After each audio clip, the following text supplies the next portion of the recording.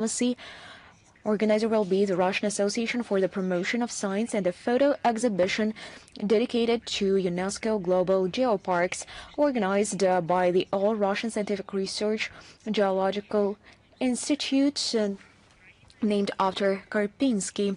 Now we proceed to the situation around Ukraine.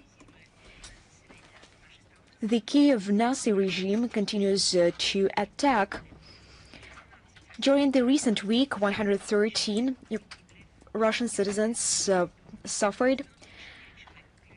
94 were damaged, including 10 children. Some examples: in Belgorod region, as a result of massive drone strikes in the villages of Strelezko, Yasny Zori, Goropodol, Zamostia, and the settlement of Maisky, at least 20 civilians were injured, including a 12-year-old boy, 2 girls aged 17 and 23, and 2 young men aged 16 and 17. On October 24 of this year, during the shelling of the village of Grifovka, a man was wounded. And from UAV raids in the city of Belgrade and the settlement of Oktябрьsky, 3 women. On October 26 of this year, as a result of strikes by Ukronazis on populated areas of the Belgrade region, 1 civilian was killed and 23 people were injured, including 2 children. On October 25-26 of this year, as a result of several deliberate attacks by the Ukrainian armed forces using American HIMARS, the buildings and the hydraulic gate of the Belgrade Reservoir Dam were damaged. The strikes were also carried out with the help of drones, which were used to increase the scale of the damage and to attack the repair crews strengthening the dam. The enemy does not hide its plans to arrange a man-made disaster in order to slow down the advance of Russian troops in the area of Volchansk and the Kharkiv Oblast by flooding populated areas along the banks of Seversky Donetsk River. The militants of Ukrainian armed forces acted according to the same scenario when they destroyed the dam of the Kakhovska hydraulic power plant in June 2023.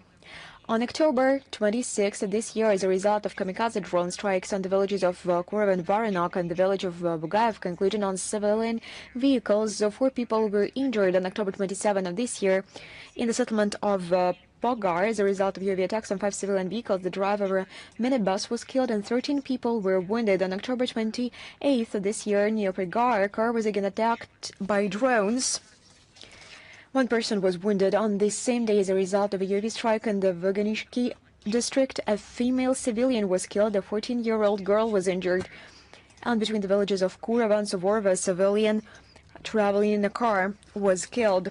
In Voronezh Oblast, on October 22 this year, a kamikaze drone raid by the AFU on the village of Andreykovichy led to the death of a local resident, and another person was wounded. On October 23rd, as a result of a drone strike on a civilian vehicle in the village of Novoyurkovichy, a woman was killed.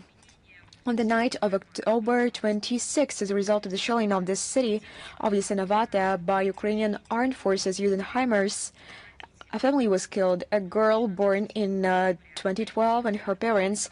On the night of October 27 of this year, as a result of UAV attack on residential buildings in Donetsk, women born in 1927 and 1953 were killed, and a girl born in 2006 was injured. Moscow Oblast, on the night of October 24th, as a result of a Ukrainian UAV hit in a residential apartment building in Krasnogorsk, 5 civilians were seriously injured, including a boy born in 2017.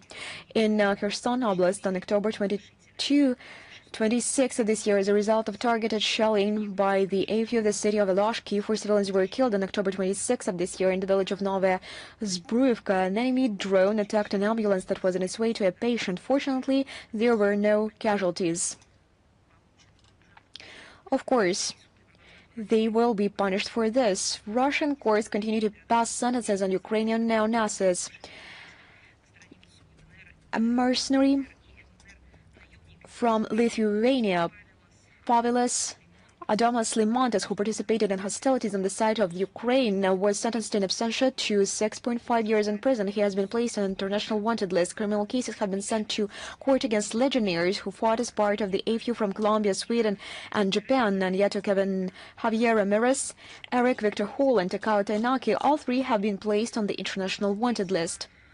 On October 23rd this year now, a few words regarding those who sponsor all of this and who pay for this bloody banquet the Ukrainian armed forces organize against civilians.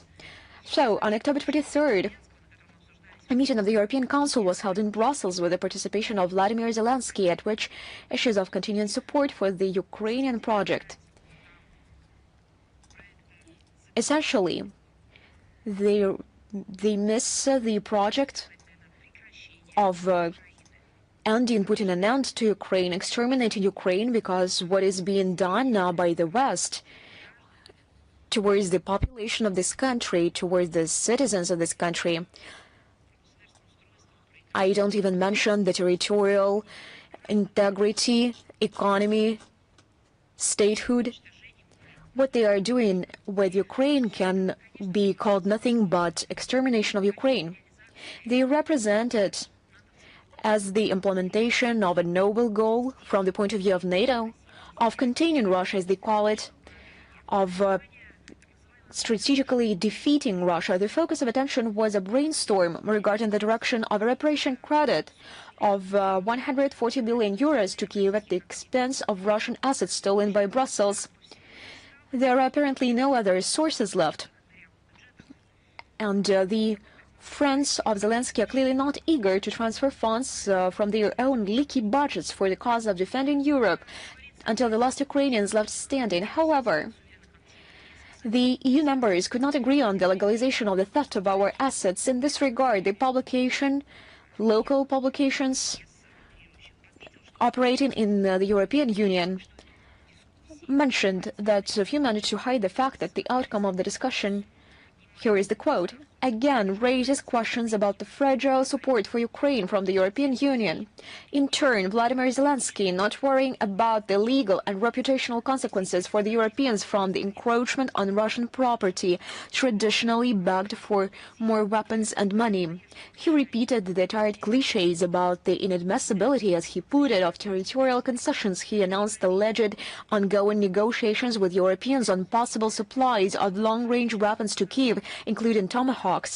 In this context, attention was drawn to the calculations and assessments of the Kiel Institute for the World Economy, according to which Kyiv annually requires around 80 billion euros to keep its pants on, literally. On the average monthly volume of support for Ukraine by Europeans in July-August of this year fell by 43% compared to the first half of 2025, taking into account their contribution to the initiative to purchase American weapons as part of ensuring the priority needs of Ukraine. In Western expert circles, it is believed that in reality the volume of assistance has decreased by 57%. And here we also received some curious news. On October 22nd of this year, Swedish Prime Minister Ulf Kristersson and Vladimir Zelensky signed a declaration of intent, which includes the supply of modified Swedish Jas Gripen E-fighters to Ukraine. They were talking about 150 aircraft. Their cost is estimated by experts at approximately $10 billion. The preparation of this deal should take at least 3 years, and its subsequent implementation from 10 to 15 years. Vladimir Zelensky at the same time voiced his wish to receive the first batch of aircraft as early as next year. The so-called Democratic Stockholm plans to partially cover the payment for the supply by using frozen Russian assets. Such a scheme was allowed on October 23rd of this year in an interview with the SVT television channel by Swedish Defense Minister Paul Jansson. Obviously, perfectly understanding the inevitability of the collapse of the Kyiv regime, the Swedish ruling elite decided to squeeze the last dividends from the Ukraine project. The West closes up Ukraine, that's how it should be called, on the eve of the parliamentary elections in this country scheduled for September 26. At the same time, they are going to make some money. And this is what the situation with the human rights is like in the West, and this is how they care about civilians, children, and others. They forgot everything. At one moment, when they saw this amount of money they could pocket. History, as is known, repeats itself. The family of Swedish military-industrial magnates, the Wallenbergs, during the Second World War did not hesitate to profit from the supply of strategic products from formerly neutral Sweden to fascist Germany. Did Sweden forgot about this? Let us remember what you were doing 80 years ago. The current generation of Wallenbergs is going to extract benefits from the Ukrainian crisis and dreams of participating in the division of sovereign Russian assets blocked by the Europeans. This is nothing but the Swedish business supporting neo-Nazism. Moreover, Sweden officially participates in funding the terrorist group and the killing of civilians. And no one will ever forget this. On October 24th of this year, another conference of the member countries of the Coalition of the Willing was held in London. Well, now everyone understands the meaning of the phrase Coalition of the Willing. Yes, exactly. These are this very regimes who became very enthusiastic and eager when they realized that they can make some money at this very point of the Zelensky regime, which is at the point of its extinction. And this deal cannot be further implemented because they are no longer going to be accountable before Zelensky, but they will be able to put the money and the funds into their pockets. These are the members of this Coalition of the Willing. So this conference took place at the top level. It was co-chaired by Britain and France. However, it was not possible to convene a full-format summit. Many participants, including one of the co-chairs of the event, French President Macron, joined remotely. The hosts of the meeting gave a demonstratively warm welcome to the regular of such gatherings. Vladimir Zelensky could not miss such an opportunity. He was received personally at Windsor Castle by King Charles III with a salute and the inspection of the guards.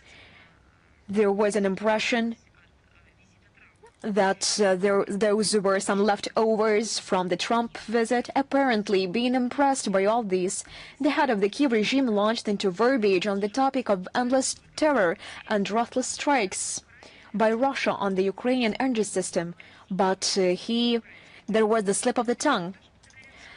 He also thanked the sponsors for the promises of financial support, but he forgot to mention in London where this money goes and how many children died that are allegedly cared about, due to the reason that those so-called democratic states arm Ukraine and arm Zelensky, send more and more money to Ukraine, to Zelensky. They also provide political assistance. They do this rigorously without consideration to their own principles.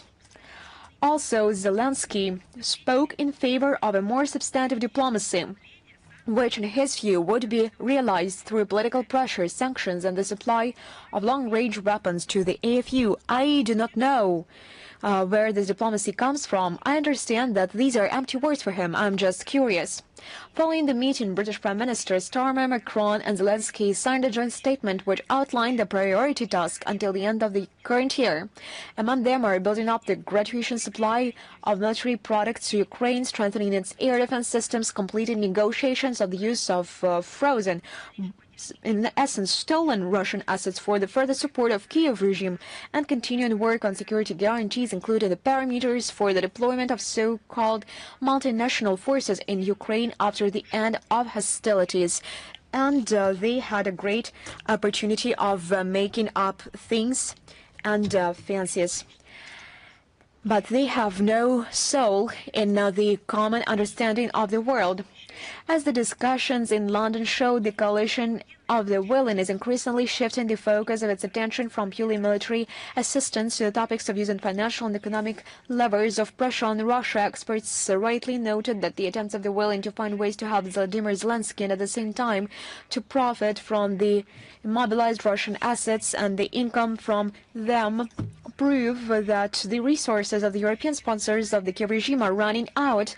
This is also confirmed by the discussion that has begun among the generous allies of the idea to lay a hand on private assets of Russian origin in the amount of about 25 billion euros frozen in European banks. Against this background, Russia's objective approaches to resolving the Ukrainian crisis on the basis of eliminating its root causes are meeting with ever wider understanding from foreign leaders and politicians. Support for our peaceful aspirations is invariably expressed by colleagues from the countries of the global South and East.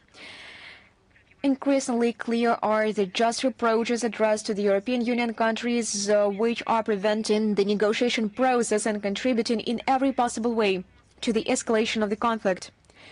With similar condemnation addressed to those Eurohawks, Hungarian Prime Minister Viktor Orban and member of the U.S. House of Representatives Anna Paulina Luna have spoken out in recent days, including other public figures. And speaking about historical facts, on October the 28th, we marked the 81st anniversary of the liberation of Soviet Ukraine from the German fascist invaders was celebrated. It became possible as a result of one of the landmark battles of the Great Patriotic War, the Carpathian-Uzhgorod offensive operation of the Red Army. It was carried out in the period from September 9 to October 28, 1944, and became part of the East Carpathian strategic campaign. This was preceded by the liberation of the western regions of the Ukrainian Soviet Republic, where together with the Hitlerites, their henchmen from the 40th Ukrainian SS Infantry Division Galichina were utterly defeated. In 1944, our army reached the pre-war borders of the Soviet Union and moved on to battles in the impassable Carpathian forests, ensuring the liberation of the territory of Subcarpathian Rus, now the Zakarpattia Oblast, from forces allied with the Nazis. In heavy battles, the troops at the 4th Ukrainian Front, under the command of Colonel General and by the end of the operational Writer General of the Army, Ivan Petrov, captured the key cities of Transcarpathia, Uzhgorod, Mukachevo, Chop, and their surroundings. Today, the neo-Nazi Kiev regime is trying with all its might to erase the memory of the liberation of the region and all of Ukraine from the fascist invaders. This regime demolishes monuments and memorials to the soldiers of the Red Army, glorifies the Hitler soldiers and the puppets from among the Ukrainian nationalists. For example, in Odessa, a street named after the aforementioned General Petrov in 2024, without any consideration for the opinion of the Odessa residents, was named after one of the militants of the neo-Nazi Azov regiment. Recognized this terrorist organization in Russia and killed in Mariupol fighting in March 2022.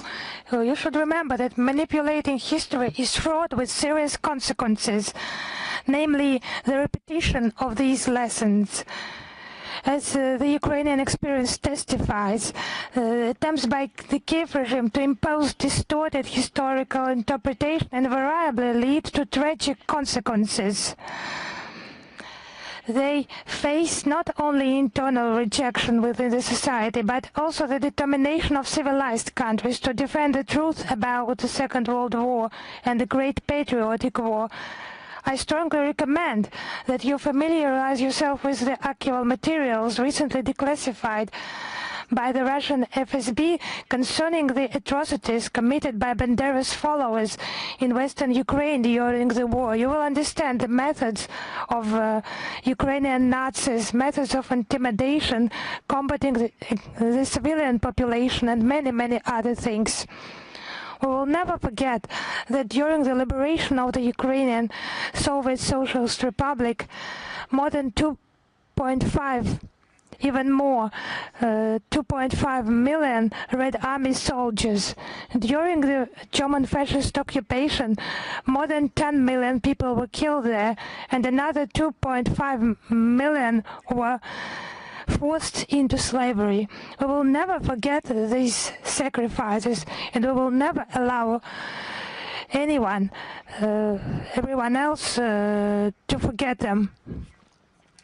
We have repeatedly mentioned that Zelensky deprived of Ukrainian citizenship the mayor of Odessa, Gennady Trukhanov.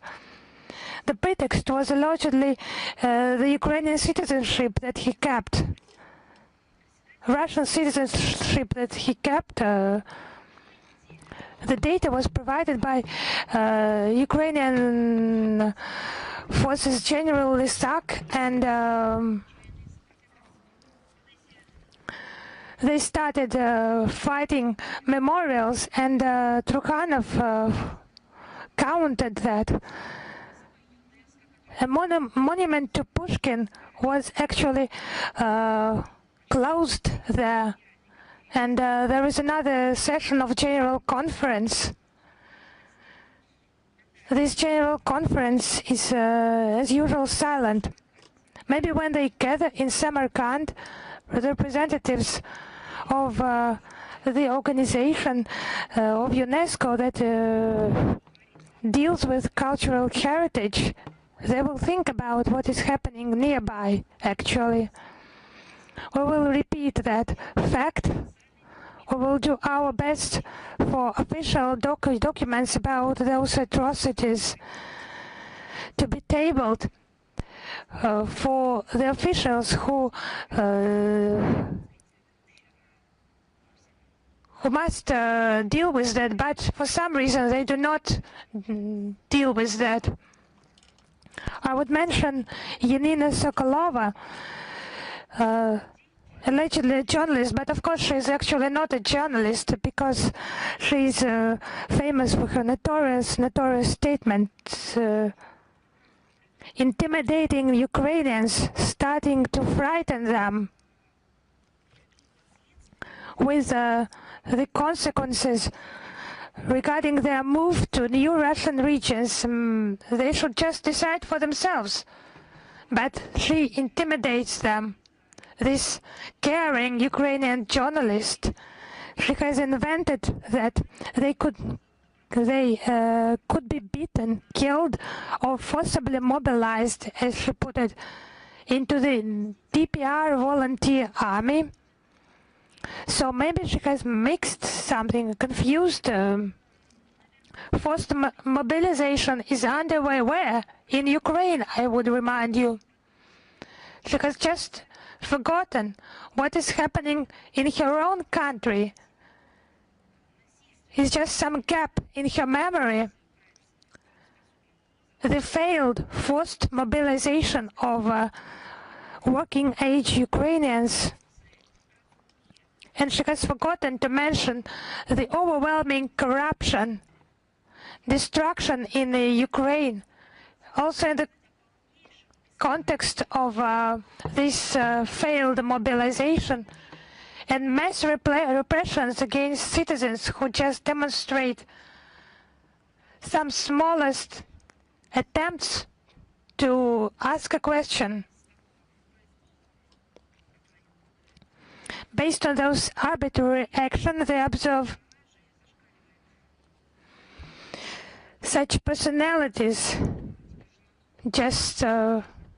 are just totally hateful to those who are their compatriots and who they're just trying to finish, to destroy them.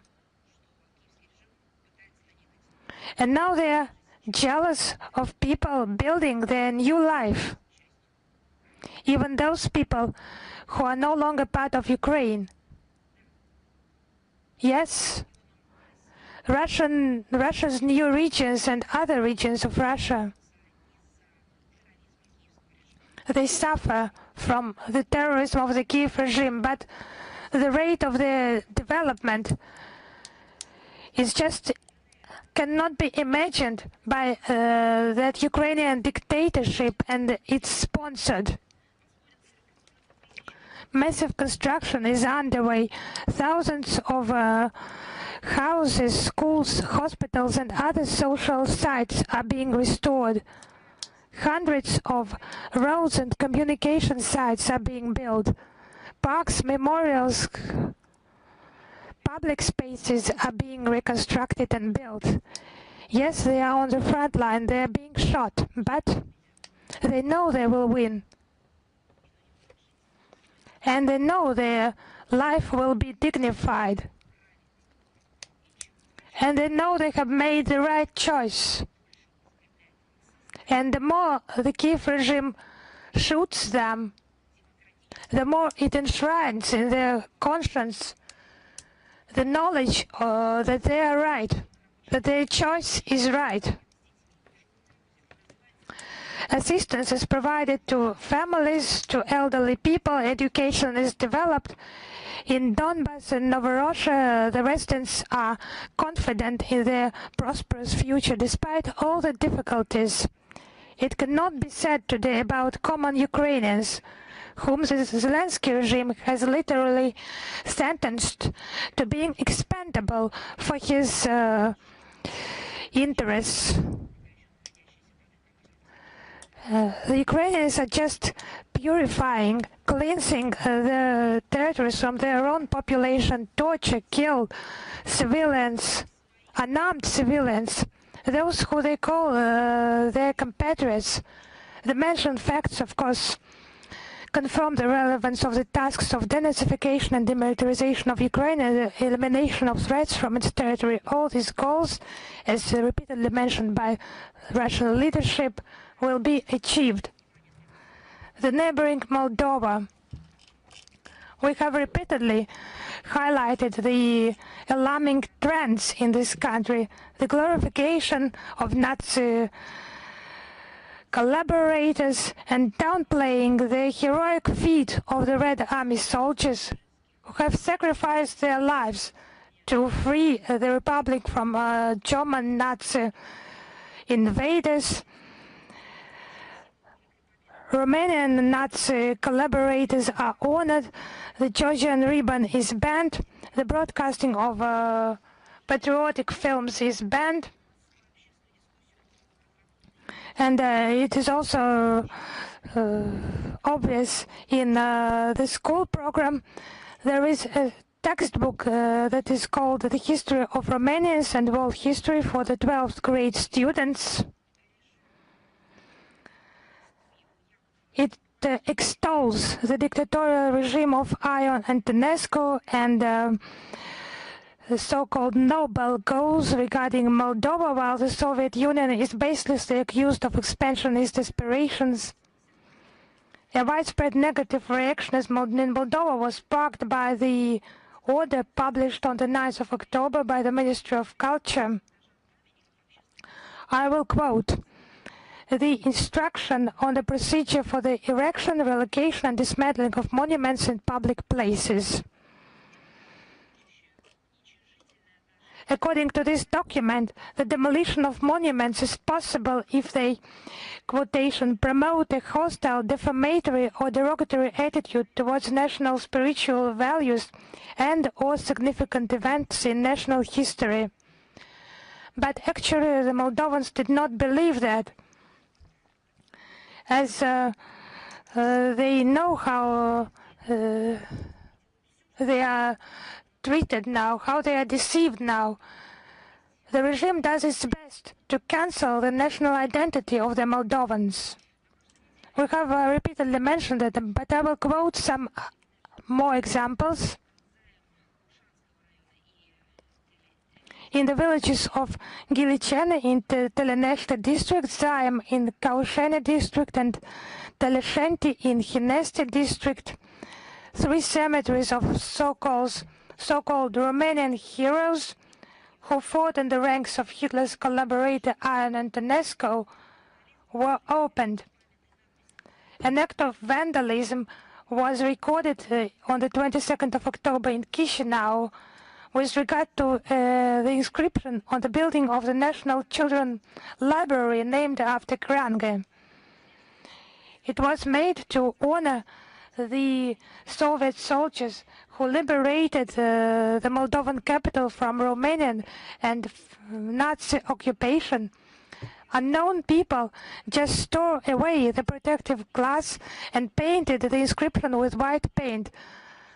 There was no official reaction from the authorities. However, the citizens of Moldova, they registered a petition on the necessity to restore the historical inscription. And I would like to also to quote the Agency for Military Science and member of Moldova hosted the opening of the exhibition, quotation, "Outstanding Romanian Personalities in Bessarabia 1918-1944. These, so to say, personalities include recipients of Nazi German orders. So where is Israel now that is so vehemently fighting the Holocaust? They collaborated the criminal in the Holocaust. As they say, disrespect to victims of the Holocaust. Some dance, some song. So what dances and songs do you mean? Monuments are being erected to those who have destroyed the Jews during the Second World War. Monuments are being erected to Romanian collaborators of the Third Reich.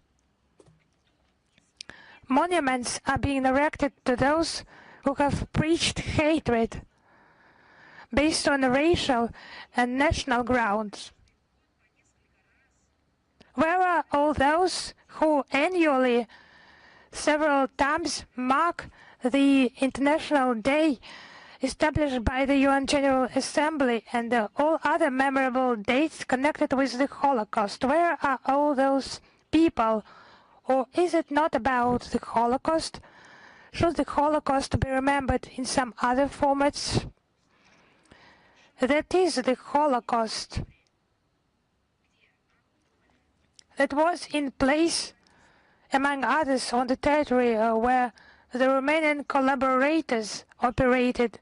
But everyone keeps silence. I would like to ask, why are you silent?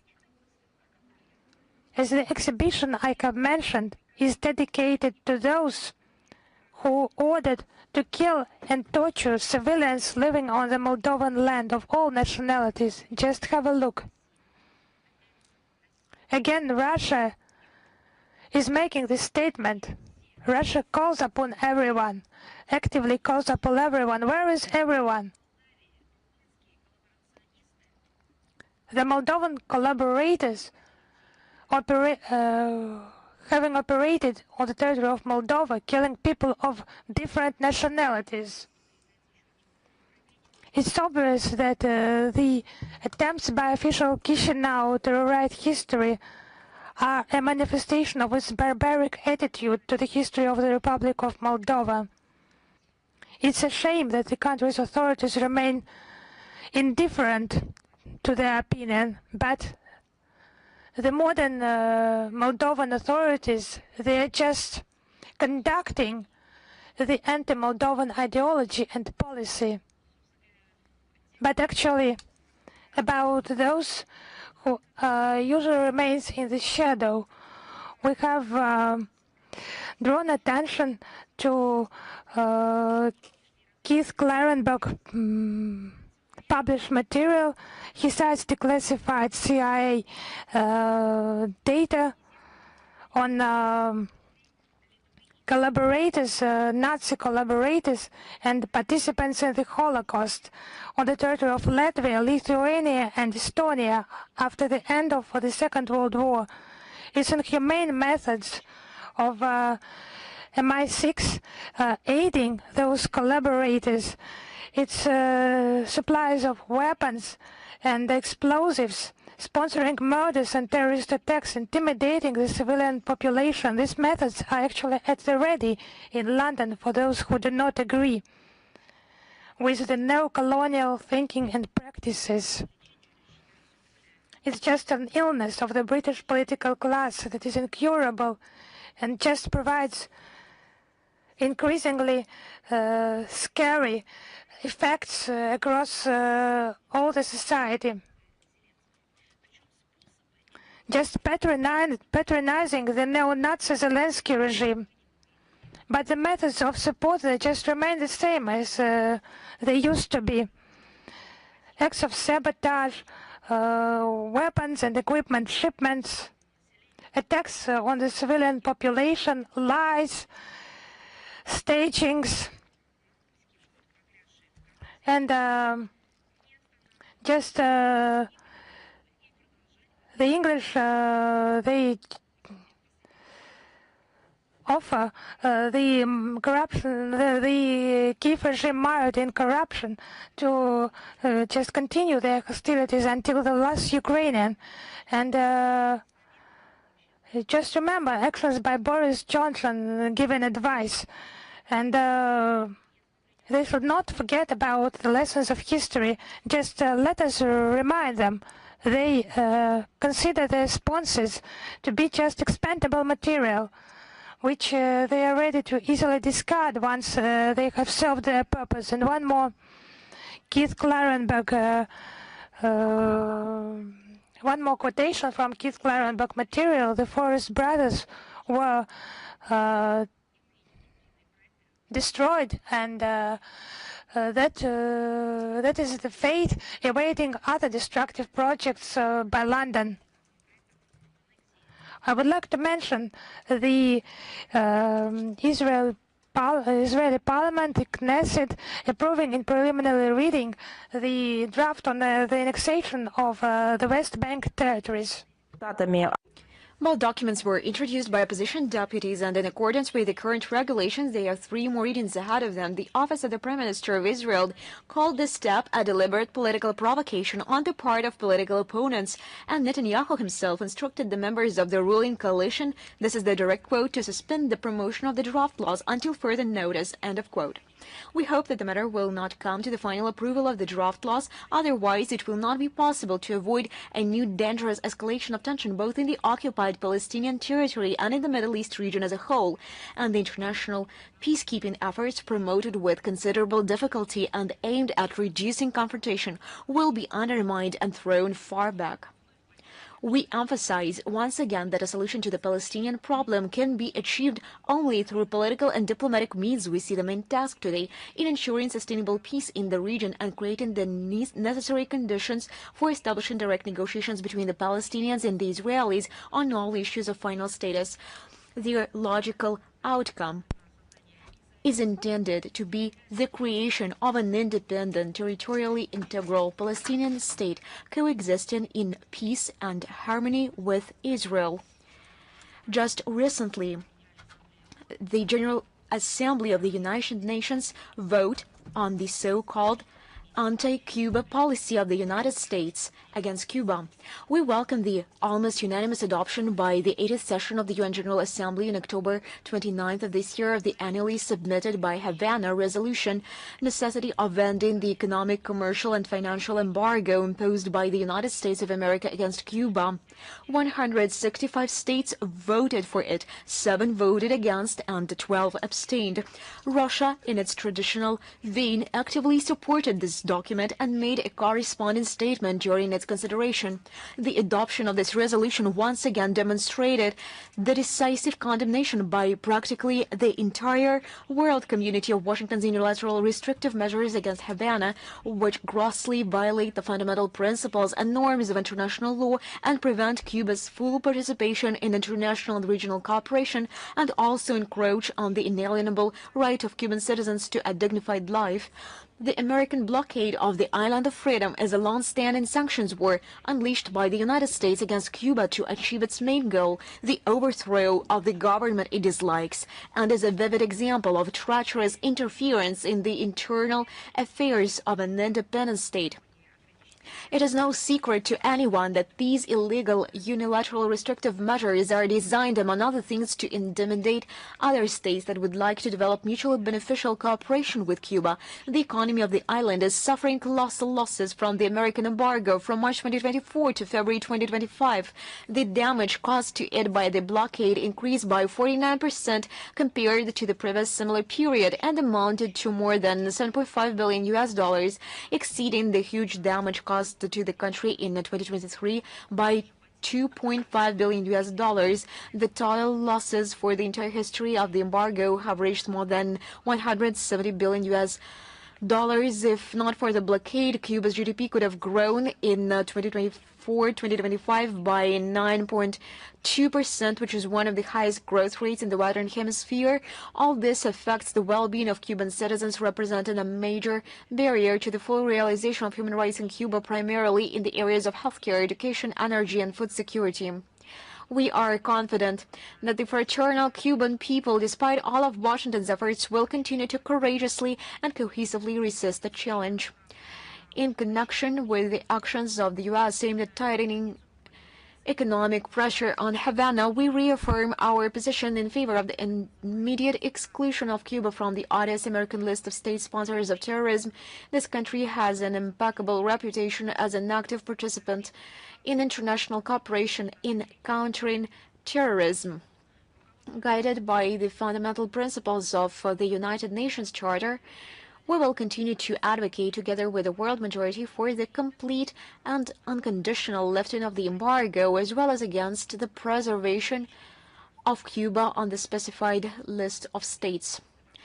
We will continue to provide support in the struggle of the leadership and the fraternal people of Cuba in the name of protecting state sovereignty and to consistently strengthen the Russian-Cuban strategic partnership in the widest range of areas in accordance with the agreements reached during the talks held in May of this year between the President of the Russian Federation, Vladimir Putin, and the President of the Republic of Cuba. Yesterday, Pochta Russia, on October the 29th, issued the postal marks depicting the consulate generals in Istanbul, the diplomatic missions in Uruguay, and others. All these buildings which are depicted on these stamps represent the historical value, and they all are together issued with Marcos since 2023. The history of the Russian embassy in Berlin dates back to early 18th century during the Second World War. This building was demolished afterwards. Another building was erected. It was solemnly opened in 1852. The embassy of Russia in Uruguay, located on the Boulevard of Spain, is a classic example of the architecture of its time, and this building is an integral part of the cultural landscape of Montevideo. The Consulate General's office was built in 1845 in Istanbul. This is the palace which became the symbol of the imperial power and the symbol of friendship between the two maritime states. On October the 29th, the Municipal BRICS Forum started its work. It brought together many guests and partner states of the association. The opening ceremony and plenary session were attended by the Deputy Minister of Foreign Affairs, Sherpa of Russian BRICS, Sergei Rabkov. In recent years, conditions have been developing for an increasingly active development of interaction with foreign countries at the inter-regional and inter-municipal levels. Joint initiatives of our regions contribute to the preservation of historically established and the establishment of new ties and supplement the agenda of interstate relations with relevant content. We consider international cooperation at the local level as a valuable instrument for ensuring the foreign policy interests of our country. That is why the BRICS International Municipal Forum is a key platform for the exchange of experience and best practices in the field of local self-government among the participating countries, where representatives of municipalities can share successful practices and find joint solutions to common problems in the field of sustainable urban development, digitalization of municipal services, and improving the quality of life of citizens. By tradition, the event is held in St. Petersburg, which is one of the leaders in the numbers of external ties. More than 100 agreements on cooperation with municipal entities of foreign states, including with the BRICS member countries. Their number is steadily growing. New agreements are being concluded with states that are friendly or constructively disposed towards Russia, and corresponding roadmaps for their implementation are being developed. On the sidelines of the forum, the second module of the International School of Municipal Leadership will be held, organized with the assistance of the administration of the President of the Russian Federation and Gimao University, within which topical issues of the development and coordination of interregional and intermunicipal ties, project cooperation and strategic investment, and strengthening contacts with regions of friendly countries will be discussed. The first module was successfully held in September of this year with the active participation of the Russian Ministry of Foreign Affairs. We are confident that within the framework of the next BRICS International Municipal Forum, joint initiatives and projects will be developed. 205 years ago, on October 25, November the 6th, New Style, in 1820, Emperor Alexander I approved the statute for the consuls of His Imperial Majesty residing in Europe and America, which for the first time in the history of Russia systematized and detailed the activities of Russian consuls abroad. The need to develop a normative act that replaced the previously existing disparate instructions and directives arose in connection with the active expansion of the Russian consular presence abroad during the turbulent period of the Napoleonic Wars and after their end. The main tasks of the consul, who at the time was subordinate jointly to the Ministry of Foreign Affairs and the Department of Foreign Trade, were to ensure compliance with, I quote, the rights and benefits of the Russian people in general in trade and navigation, unquote, as well as to resolve trade disputes between Russian merchants who were on the territory of the consular district. The consul exercised control over merchant shipping, registered ships sailing under the Russian flag, checked and issued ship documents, resolved disputes, investigated shipwrecks, and sanctioned deals for the sale of Russian ships. He also collected and regularly sent to the center systematized information on the state of trade and economic relations with the host country. The duties of the consul included providing comprehensive assistance to compatriots, primarily from among merchants and seafarers, which included both consulting and legal support as well as direct care for their well-being. For example, he was obliged to facilitate the provision of quality medical services to them. The consul issued passports and certificates of registration of civil status acts to Russian subjects, performed notarial acts, carried out the legalization of documents, established guardianship over children left without parental care, took measures to protect inherited property, and assisted in the return of compatriots to their homeland. The consul services were paid for in accordance with the tariff attached to the statute. For more than 2 centuries, the consular statute has been repeatedly revised and supplemented, while invariably remaining the main source of law for Russian and Soviet consuls. The basic principles and directions of consular activities outlined in the very first statute remain relevant today, having found their reflection in the current federal law of July 5, 2010, entitled Consular Statute of the Russian Federation. One more announcement. From November 4th to November 6th, Doha will host the World Summit for Social Development, Second World Summit for Social Development. It will take place there. The event is timed to coincide with the 30th anniversary of the World Summit for Social Development in Copenhagen, which defined the global tasks in the field of poverty eradication, promotion of full and productive employment, and encouragement of social integration. The current summit is intended to play a key role in assessing progress and addressing gaps in the designated areas, as well as in promoting comprehensive approaches focused on people's interests. The political declaration, the adoption of which is intended to be one of the main outcomes of the meeting, is aimed at achieving these goals. The Russian delegation will be headed by the Ministry of Labor and Social Protection of the Russian Federation, Anton Kotikov. It will also include representatives from the Ministry of Health, the Ministry of Culture, the Ministry of Foreign Affairs, as well as the All-Russian Union, Federation of Independent Trade Unions of Russia. The Russian side expects a constructive and interested dialogue with the forum participants on the entire spectrum of social development issues. On November 6th and 7th, the annual Yalta International Forum for a Just World Order, New Tasks for Russia and Crimea will be held in Moscow.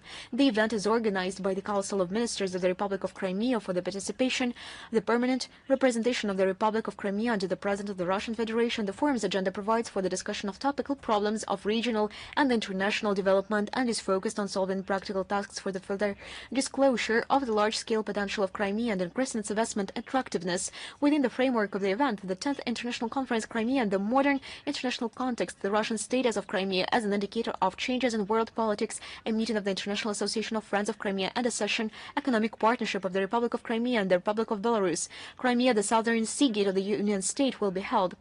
Leading experts, scientists, representatives of government bodies and public figures from Russia and foreign countries and members of the International Association of Friends of Crimea will take part in the forum. Now about a very important date. As you know, since 2005, Russia has celebrated National Unity Day on November the 4th. This holiday was established in memory of the liberation of Moscow by the People's Militia from Polish interventions in 1612. It has a deep historical and cultural context, reminding us of the value of unity, the importance of protecting the fatherland, and preserving traditional Russian spiritual and moral values. At all turning points in the thousand-year rich history of Russia, it was the unity of its people that was the key to glorious victories, the key component of the successes of the Russian state. Together, we are strong, thanks to the enormous intellectual and creative potential of our people, people who are talented and who love their country, who sincerely wish to bring benefit to their people. On this day, we remember the heroic deeds of our ancestors who united to defend the motherland, regardless of their origin, religion, and social status. We remember those people who demonstrated heroism, courage, and patriotism. This holiday has a special meaning for the participants of the special military operation. Every day, they perform heroic feats in the name of the glory of our fatherland. On behalf of the Ministry of Foreign Affairs, we know that we do not say and send congratulations in advance, but nevertheless, we always convey our emotions. We always share significant and important words on the eve of such important holidays as the Unity Day. That is why we will do this once again on November the 4th, but I would like to sincerely congratulate our soldiers there at the front line and wish them good luck at their daily heroic deeds, at their very important and dangerous mission. We wish you to come back with a victory, safe and sound. We do love you sincerely. We are with you and you are with us, and we all are together. This is what this holiday, the Unity Day, is about. The world understands sovereign, strong Russia is the most important factor in the formation of a new multipolar world order reflecting the interests of all mankind, and not just a handful of countries of the Golden Billion, as they call themselves. Our country is always open to cooperate with those who are sincerely interested in doing so. Today, when some are trying to build, I do not know, dividing lines, new walls, they are digging pits. We are going to continue to build bridges, of cooperation, of mutual understanding, in order to stop this hatred, anti-humane ideology which is now transferred into militarization of the Western geopolitical space. Now let me quote a phrase from Two Unities, 1870. Unity proclaimed the oracle of our days, can be soldered only with iron and blood, but we will try to solder it with love, and then we will see which is stronger. On the occasion of National Unity Day, a large-scale program of festive events is planned in Russian foreign missions around the world with the participation of Russian compatriots living abroad. What else can I say? I would like to seize this opportunity and to congratulate everyone on the upcoming holiday. We wish you all the best. We congratulate you on the upcoming Unity Day. I am ready to answer your questions. Yes, hello, Madam Zakharova. Hello. At the beginning of the week, Kaja Kallas said that international world order is being attacked. It's a quotation, and that the bloc is considering the options of supporting the International Criminal Court, ICC. It was her statement in a European college in Bruges. Kallas said that there is a wide-scale attack against the international world order, human rights, and norms and institute agreed at international level. Cynical statements. How would you comment on that? You know, I agree. She is right about an attack against global order and human rights, but the head of European diplomacy just skipped one important detail. I have written your quotation, written it down because the initiator of this attack is actually Brussels, because they challenge the national world order by their desire to unilateral hegemony. It's colored revolutions leading to collapse, regime changes, the so-called Maidans. Who was behind that? Who gave the money? Who trained those public representatives, so-called, in Poland, in the Baltic states, in the camps? Who trained them? It was primarily the EU representatives, the representatives of Obama-Biden administration. So now they are telling that someone is violating international law. It's all written there. What can be done, what cannot be done. They have committed many things that cannot be done according to themselves. It's just strange to hear such things from Kallas, who is inventing illegal schemes to confiscate Russian assets, promoting new packages of illegal anti-Russian sanctions, and this frenzied anti-Russia, Russophobic rhetorics. She does not care about international law, about thousands, millions of people in Europe, in Eurasia. She just does not care. She is indifferent. I do not mention those who is in sanctions list of the European Union. She does not care about human rights. And it's unclear who just appointed Kallas to support, to defend international world order. Has she appointed herself?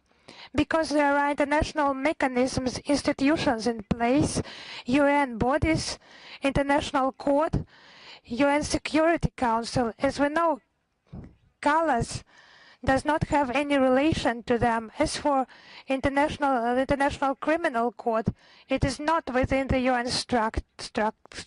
It's only for those countries that have ratified the Roman statute. Russia is not among them. And because of that unconcealed political engagement of the International Criminal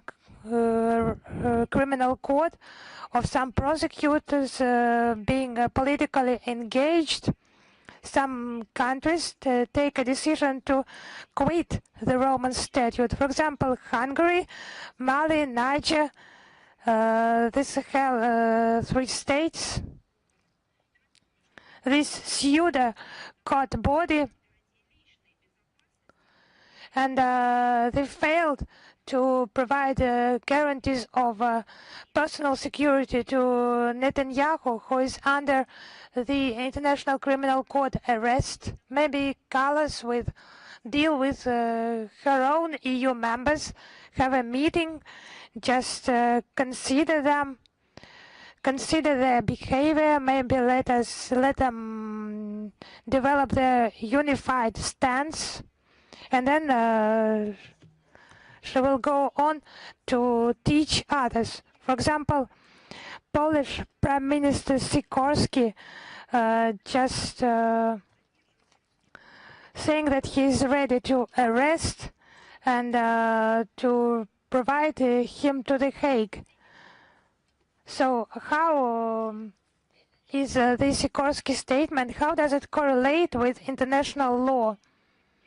By all the means, he is protecting and supporting the International Criminal Court, this Brussels bureaucracy, despite statement by its own member states, because this structure is an instrument of putting pressure to unfavorable regimes. These totally corrupted, as we now know, bodies, those who pay, they just make orders, they order. And this dossier is a Ukrainian dossier. This case is the most profitable for the International Criminal Court. The justice body that should be just independent, and that's for Callas to comment. It's strange to hear, because I do not want to provide details here, because they have been provided in Russian reports, in profile reports by our ministry. Now I do not want to describe those details during the briefing, but we will post the links. So let her study documents on the affairs in the European Union. She can command there, she can bring order to that, and as far as she is allowed by the EU members, maybe let her just remove the dust somewhere in the European Union to be the master there. But after she brings order there, she can just deal with something else. But first of all, let her deal with her domestic affairs. Thank you very much. One more question, if you allow me. The initiative part you have mentioned today, the recent meeting of the coalition of the willing with the participation of Zelensky and the British tradition to support Nazis. Can you just provide your assessment for Britain's action in supporting the Ukrainian crisis? Just London is gambling everything on supporting the Ukrainian leadership. It's just some forensic idea. And they remove just all the social, economic problems to the background. Widespread migration, illegal, and not regulated. That is changing the face of Great Britain. It is just changing, and street crime as well, very high rate. Keir Starmer government and the rating of his Labour Party falling. They're just supporting their sponsors on Bankova and supporting them in their anti-Russian policy that is killing the Ukrainian people. They are pushing them towards a dangerous edge. Zelensky has visited Great Britain in October. He was received by Charles III in Windsor Castle, honoring Zelensky. There were parade procedures, as if he came with some historiographical purposes.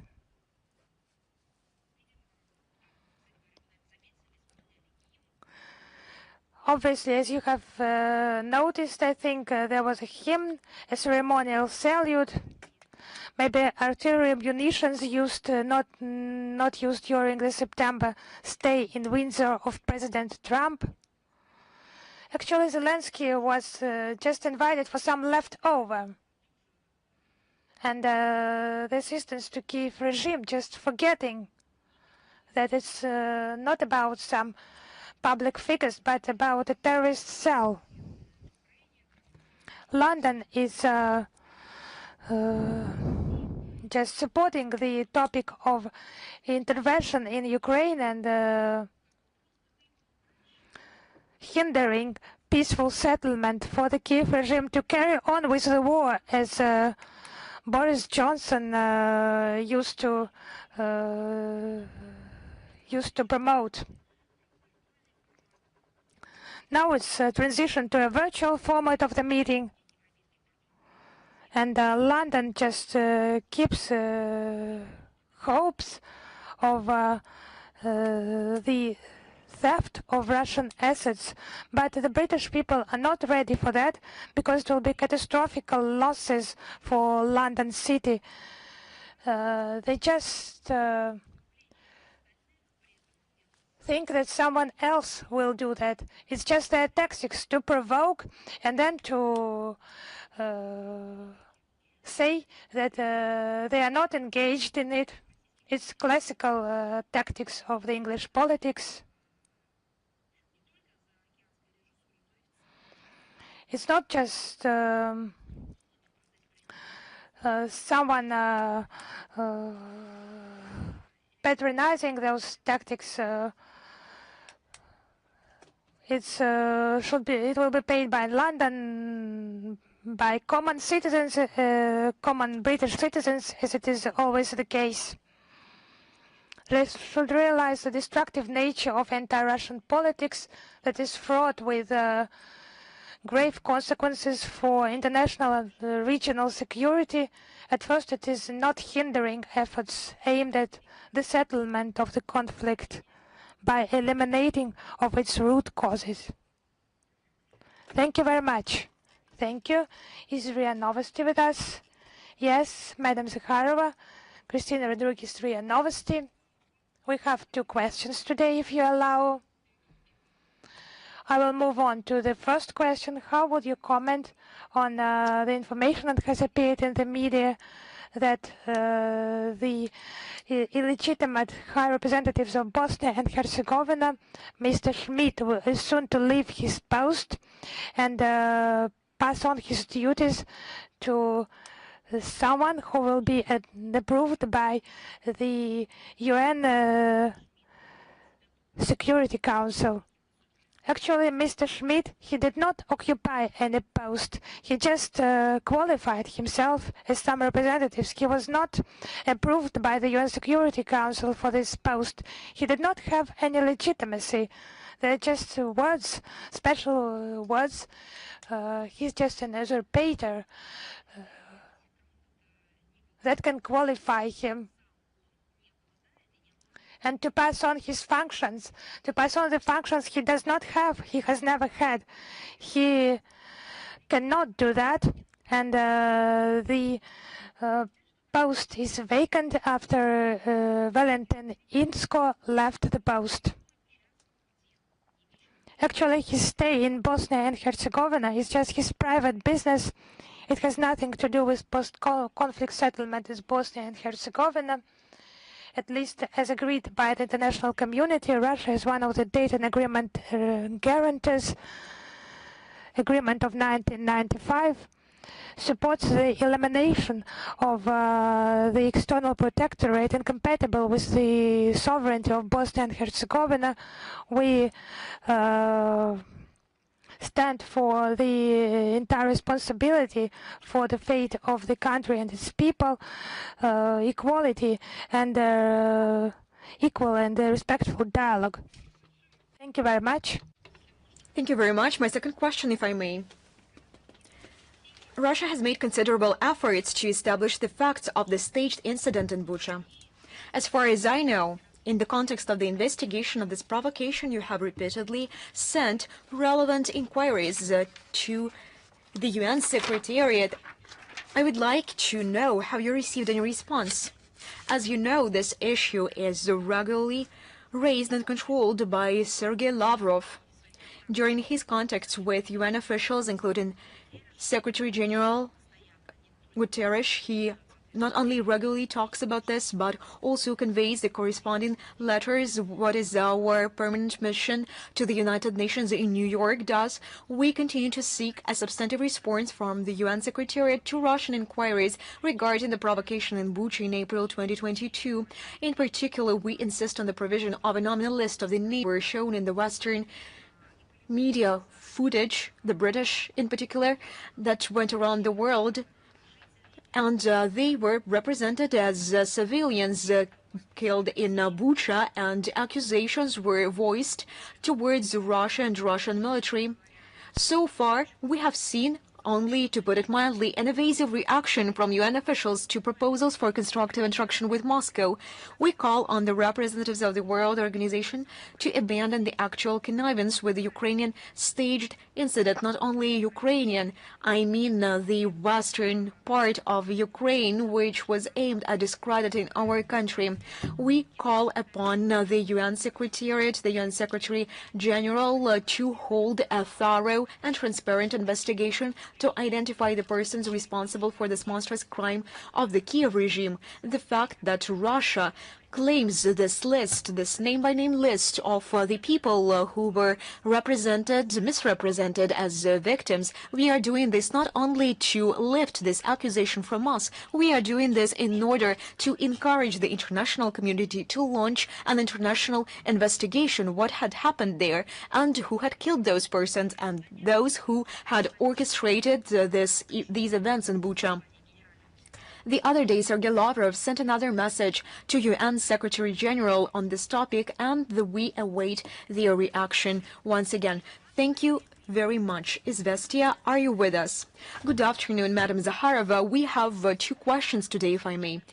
My first question, Trump, in a conversation with journalists, distanced himself from the topic of the seizure of Russian assets by European Union countries to help Ukraine, saying that he's not involved in this. In your opinion, can the statement reason with the leaders of the European Union to stop their gangster actions? The main inspirer of the sanctions pressure on Russia, as is known, was the administration of former U.S. President Biden, with its active support along. And before that, under Obama administration, the Biden was the part of, as a vice president, more than 10 years ago. Obama stated that the Russian economy is in tatters, and they are trying to demolish and to undermine Russian economy again. With its active support alone, peace through strength in the 21st century was adopted in the U.S. in April 2024, containing a mechanism for the confiscation of Russian sovereign assets. The goal was to push, or rather to provoke, other Westerners, primarily the European Union, to confiscate our state reserves. Let me remind you that the sanctions of the European Union of 2014 were adopted under the pressure of the United States of America, and personally, the then vice president of the Obama administration, Biden, he was the vice president at that time, he said that that was something he was particularly proud of. He made everything personally to make European Union adopt those sanctions against Russia. Washington, even then, effectively shifted the main burden of losses in the event of the implementation of this venture to the European Union, in whose jurisdiction the largest part of the remaining domestic assets in the West is located. What is happening now is a direct consequence of the fact that the European Union followed the lead of the White House administration and took a course towards a senseless confrontation with Russia and the unrestrained pumping of the Kiev regime with money and weapons. This led Brussels to its current state of affairs when, to please the political ambitions of individual Euro officials and Russophobes, the European Union risks finally undermining its international reputation as a once reliable economic and investment partner. The current unenviable economic situation in the European Union, it is obvious. It is the matter not of the future, but it is the matter of the present. And this current economic situation, which is the result of the severance of ties with Russia for the EU political elites in power, it seems has not become a lesson. Alas, they also lost their strategic independence when taking crucial and key solutions. And as I have already said, that has not become a lesson to them. They have took a step further towards an abyss. However, the West understands that the theft of our state reserves will not go unanswered. Evidence of this is the continued absence of consensus, as well as within the Group of Seven, on the issue of allocating a reparation loan to Ukraine at the expense of our assets. The real collective responsibility, despite all the slogans about European or the Western solidarity, is not something the European Union is in a hurry to take on. There is no line of those wishing to finance the Kiev regime by issuing common European debt instruments in sight. Instead, There is the usual unseemly squabble around money, in this case someone else's. For this association where everyone defends their own interests and where those who have nothing special to lose in this situation, they shout the loudest. They have nothing to lose, as we know. This perseverance is worth of better application, and the EU members continue to finance both the Kiev regime and their own and foreign defense concerns are increasingly reminiscent of a company that has been partying for too long in a restaurant, and they understand that they have been brought the bill for several times, but they have no money and they don't know how to cancel it. Once again, we can warn the European Union from the theft of sovereign Russian assets. It will not get additional funds, but serious long-term problems. Thank you, Madam Zakharova. My second question: what actions on the part of the United States became the reason for the denunciation of the plutonium disposition agreement? As you know, on October 27 this year, the President of the Russian Federation, Vladimir Putin, signed Federal Law number 379 on the denunciation by the Russian Federation of the agreement between the government of the Russian Federation and the government of the United States of America on the disposition of plutonium, declared as plutonium no longer required for defense purposes, its handling and cooperation in this field, and the protocols to this agreement. This agreement has lost its relevance, its effect, and the protocols to it were suspended by Russia back in 2016. This was caused by the unfriendly actions of the United States and Washington's attempts to change the procedure for the disposition of plutonium prescribed in the agreement without obtaining consent for this from the Russian side. Not one of the conditions outlined by Russia in 2016 for the resumption of this agreement has been met, and this is a clear fact. We qualified these actions as destructive, and these destructive actions contributed to the general aggravation of the military-political situation in the world. Moreover, the United States unilaterally abandoned the strategy for the disposition of plutonium agreed upon with the Russian side and resumed the production of plutonium bits for its nuclear warheads. As a consequence, Russia decided to complete the process of terminating cooperation with the United States within the framework of the agreement. This is a signal that any attempts to undermine Russia's military-political interests and to unilaterally revise the terms of international agreements concluded between our countries will receive a firm and consistent rebuff. We have repeatedly mentioned, but if you ask us to do so, I repeated this. Thank you very much. Archie, are you with us? Good afternoon. Good afternoon, Madam Zakharova. Good afternoon, colleagues. So we have two questions today. Donald Tusk stated that Ukraine has the right to attack targets associated with Russia anywhere in Europe. He made this statement shortly after a Polish court rejected Germany's request for the extradition of a Ukrainian diver accused of involvement in the bombing of the Nord Stream gas pipelines. How would you comment on such rhetoric from Warsaw and the situation surrounding the investigation of the sabotage in the gas pipelines? As for the investigation of the terrorist attack on the Nord Stream 1 and Nord Stream 2 gas pipelines over the past 3 years, the German authorities have not fulfilled any of our requests for legal assistance and have rejected the initiative of Russia and a number of other countries to conduct an independent, open and objective international investigation under the auspices of the United Nations. The investigation into the circumstances of the pipeline bombing, despite the assurances of the German authorities of their intention to find the culprits, has grotesquely turned into support for the Kiev terrorist regime. And of course, the position of Poland is even more shameful. The Polish authorities demonstrate complete disregard for the norms of international law and directly express encouragement for acts of terrorism if only it harms Russia. From their point of view, you have already mentioned Tusk. He is a prime minister, after all, not an observer who can talk nonsense and bear no responsibility. He is the key figure in his country, entitled with a particular mandate and particular responsibility which it entails. He wrote on social media, I quote, "The problem with Nord Stream is not that it was blown up, but that it was built." I'm wondering, I'm just curious.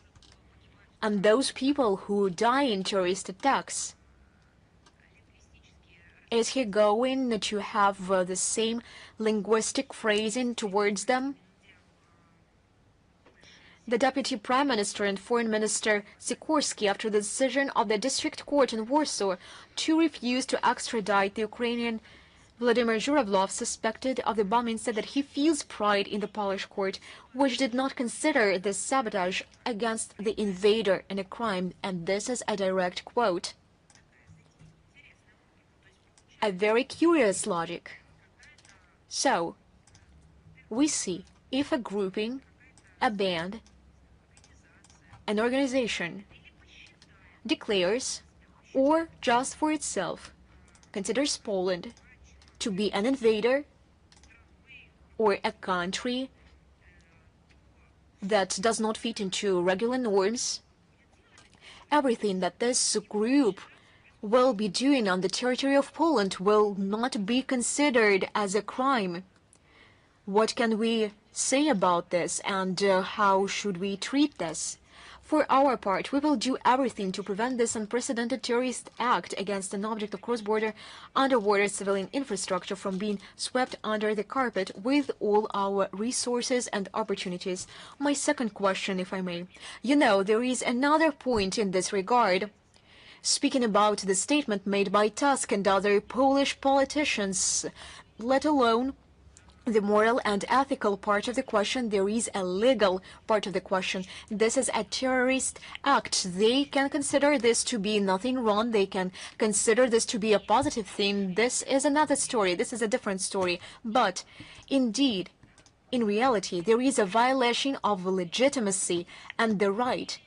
There used to be the facility of infrastructure. There were contractors, and all this was demolished after all. This all requires investigation. Perhaps, following the investigation, those who ordered and those who perpetrated this action, I now quote, the Polish representatives, perhaps then now the Polish government will give them an award. But let's find them first and foremost. I suggest that we should find them.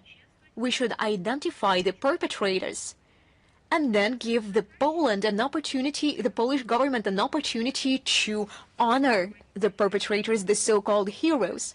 Speaking about those who ordered this terrorist attack, Biden himself said that he would do everything possible to suspend this infrastructure project from functioning. This statement was a public confirmation of his intention.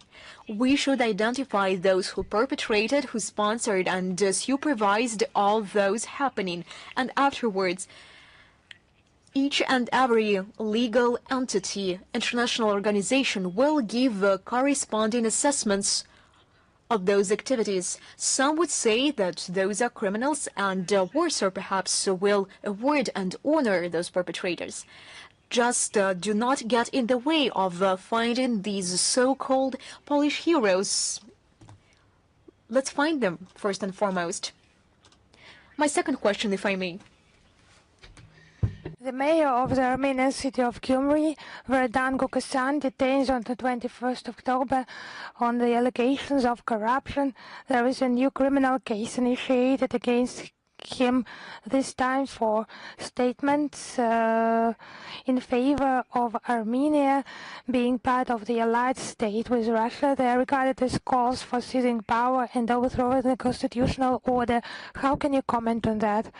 I would repeat that the case of Verdan Gukasan, our position is that it is a domestic affair of Armenia and its people, but what I cannot but say, it's astonishment. The privileges of cooperation with Russia, someone just regarded them as calls for overthrowing the constitutional order in the country. And it's about the accession to the European Union. And in April 2025, a law was adopted in Armenia on the start of this accession process. Maybe let them just qualify this action somehow. It's just restriction of sovereignty, and it's said directly in that law. There is no different reading of that. The accession to the European Union, they should abandon part of their sovereignty. For example, in taking foreign policy decisions, they demand their candidates, even at initial stage, just not member countries, but candidates, to sanction those who the European Union has qualified as its enemy, and so on and so forth. Of course, it's abandoning the sovereignty in the sphere of law, monetary policy, migration regime, and many other spheres. But for some reason, they do not mention any criminal liability, criminal cases for supporting EU aspirations. There is no such cases in Armenia, but if there is already such a practice in place, like regarding the statements of some public figures for calls for deprivation, alleged deprivation of sovereignty in Armenia, so other calls, other statements should also be considered, because we are convinced that it's just normal, it's healthy practice, cooperation with neighboring states in any democratic society. And I hope that the legislative legal bodies of Armenia will avoid politicized approach in their duties. As Verdan Gukasan said, I have written down a quote. Armenia being within the allied state with Russia, because Armenia is a member of CSTO, other alliances with Russia, have mentioned not only problems but bonuses that the Armenian people receive. Is it normal statements or not normal? I would like to understand that as well. Thank you very much. Thank you. Is Xinhua with us? Yes, hello, Madam Zakharova. In November in Shanghai, there will be the 8th China International Import Expo. What are your expectations of the coming Expo and the participation of Russia in it? What do you think about cooperation, taking into account the growth in sanctions, unilateral restrictions, and other trends in global economy? Thank you. You're talking about the 8th. Could you please repeat once again? Import Expo. Yes, I have understood. This year, despite any restrictions, these strict measures by Washington regarding tariffs, other restrictions, sanctions, despite them, we just record the growth in trade with China, because widespread export expansion, the trade turnover growth is a consequence of the Chinese production sector growth and redirection of goods to alternative export markets just give us some ground to forecast the positive trends staying. This is a key role in preserving stability worldwide. The AIDS Expo is just a major trade forum. We know about the demands in China, demand for our agricultural products, high-tech equipment for Russian businessmen. Business circles, this platform will provide additional opportunities for demonstration of their achievement, expanding business links with China, looking for reliable partners, accessing international markets. So we hope that this event will succeed. Thank you very much. Is News.ru with us? Yes, we are here. We have two questions. Hungary has initiated the creation of tripartite alliance with Slovakia and the Czech Republic. It's about an attempt to protect from the US pressure because Washington is calling upon abandoning Russian hydrocarbons. Do you think this alliance has any chance to succeed? Yes.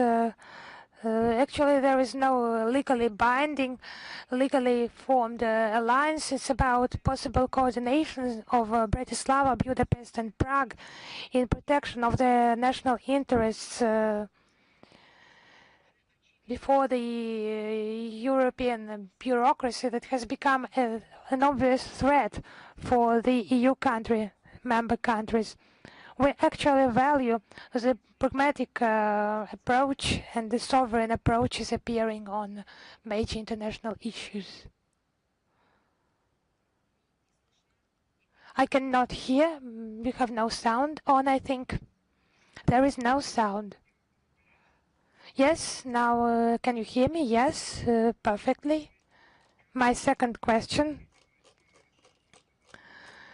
How is the process going on of the return to Russia? Во-первых, по линии профильных ведомств двух стран ведется предметный диалог в целях скорейшего возвращения российских граждан на родину. Второй момент, мы уже сообщали, в Россию вернулись наши журналисты, руководители информационного агентства «Спутник Азербайджан» Игорь Картавых, вернулся 19 октября, и шеф-редактор Евгений Белоусов, он вернулся 25 октября. Беспокойство, конечно, вызывает ситуация со студентом из Санкт-Петербурга Дмитрием Федоровым. Есть многочисленные сигналы о неудовлетворительном состоянии его здоровья. И я хочу подчеркнуть, что посольство России в Баку вчера повторно направило азербайджанской стороне запрос на встречу с российским гражданином и на предоставление ему квалифицированной медицинской помощи. Консульский доступ, к сожалению, пока не получен.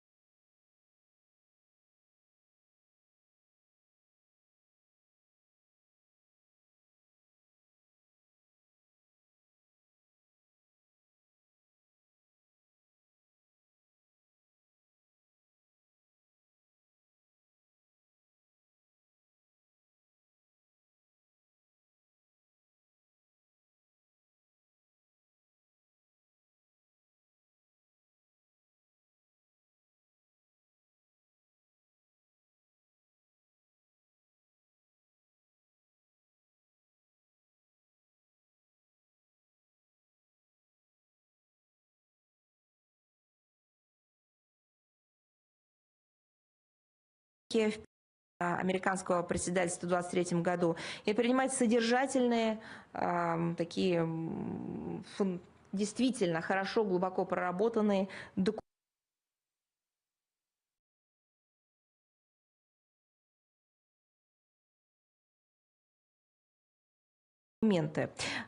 Поступательно развивается и проектная деятельность форума. Она неизменно направлена на решение разнообразных практических задач, которые способствуют повышению региональной связанности.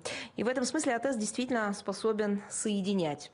На АТЭСовской площадке плотно взаимодействуем с Китаем, с другими конструктивными партнерами, делаем ставку на углубление экономической интеграции, снятие всех необоснованных барьеров, последовательно выступаем против использования экономики как оружия, совместными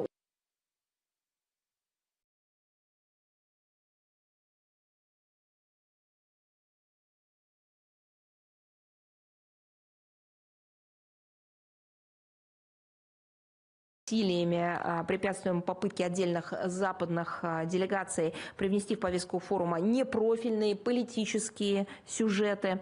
И готовы, конечно, к продолжению этой работы в ходе предстоящего в 2026 году председательства КНР в форуме АТЭС и настроены на созидательное сотрудничество, взаимную поддержку практических инициатив.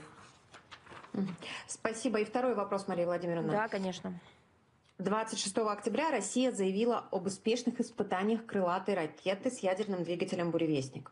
И на фоне переноса встречи лидеров России и США, утверждения нового пакета санкций ЕС и проведения ядерных учений НАТО, чем была обусловлена необходимость обнародовать информацию об успешных испытаниях «Буревестника», именно в этот момент какой сигнал этим шагом направляется?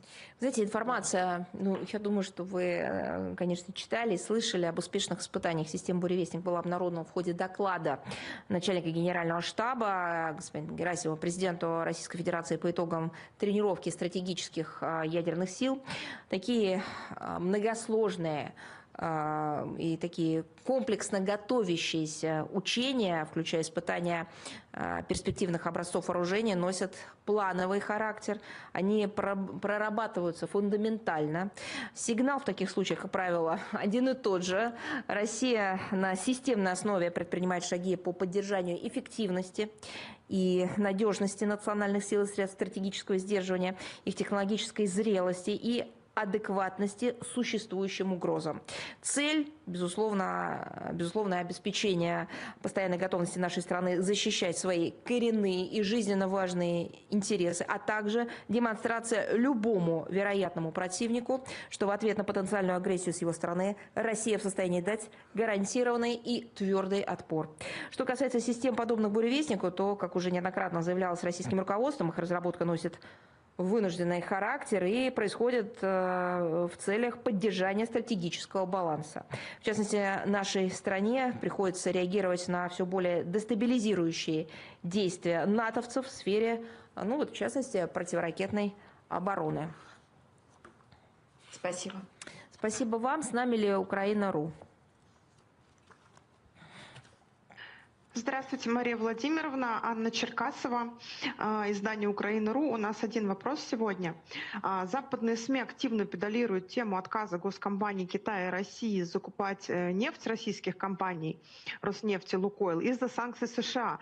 Как вы считаете, насколько экономика, точнее угроза санкций экономики стран может оказаться сильнее политических связей России с Индией и Китаем?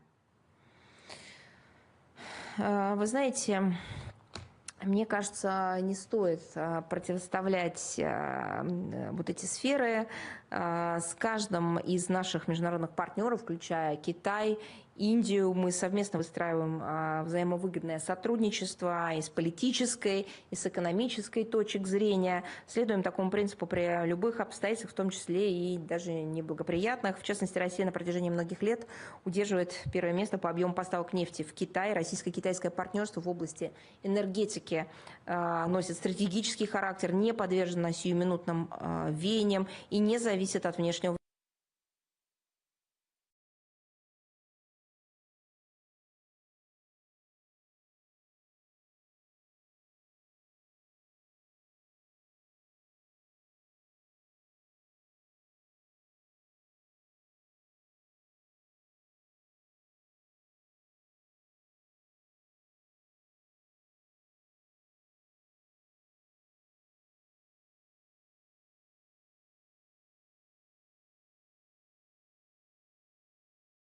Они намерены продолжать развивать и углублять сотрудничество на благо народов наших стран. Спасибо, Мария Владимировна. С нами, вам спасибо. С нами ли Рейтер? Мария Владимировна, добрый вечер. У нас будет всего один вопрос, который касается недавних заявлений нового премьер-министра Японии Санае Такаити, которая на прошлой неделе сказала, что политика японского правительства заключается в том, чтобы решить проблему северных территорий и заключить мирный договор с Россией. Вот насколько реально заключение такого договора с точки зрения России, есть ли предпосылки для его заключения и какие условия должны быть выполнены для того, чтобы такой договор мог быть заключен? Ну, конечно, хочется задать вопрос, почему вас это волнует, но, может быть, какая-то островная солидарность, я не знаю. Ну, хорошо, пусть это останется риторическим вопросом. Вы знаете, честно говоря, я не увидела ничего нового в этих высказываниях. Уточнила у экспертов, они тоже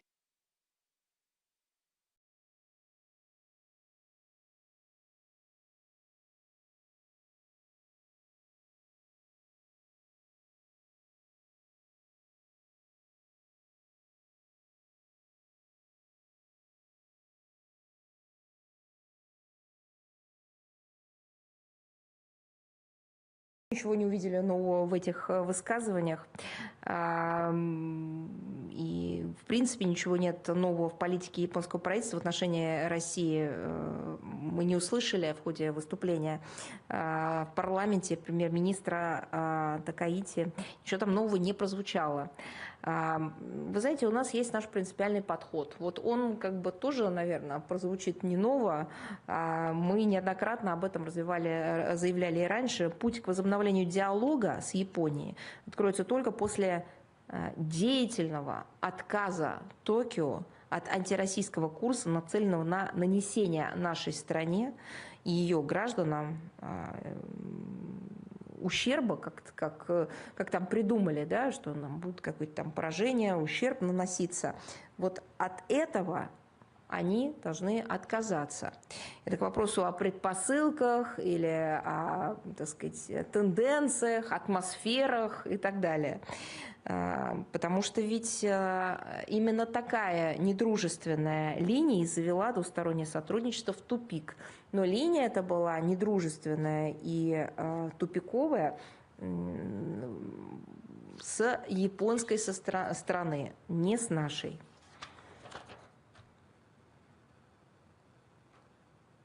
Спасибо вам большое. Да, видите, но я единственное смею предположить, что, возможно, японским журналистам запретили японское руководство или японские власти задавать вопрос. Возможно, вы, так сказать, за них делаете их работу. Тогда пусть делятся своими зарплатой. Спасибо. Спасибо вам. С нами Ляна Далу. Да, здравствуйте, Мария Владимировна. Здравствуйте. У нас сегодня вопрос.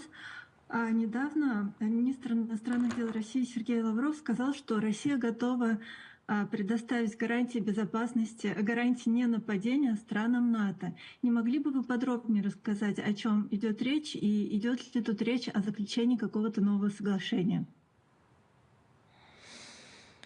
Да, могу. Сейчас, одну секунду. У нас оперативно поступают новости. Да. Так, мы исходим из необходимости формирования архитектуры безопасности на всем пространстве Евразии, а не только в отдельных регионах нашего континента. Собственно, как и сказал министр иностранных дел России Сергей Лавров в своем выступлении 28 октября на Минской конференции, международной конференции в Минске по евразийской безопасности. Безопасность либо будет всеобщей, либо ее не будет вообще. Считаем, что евразийская безопасность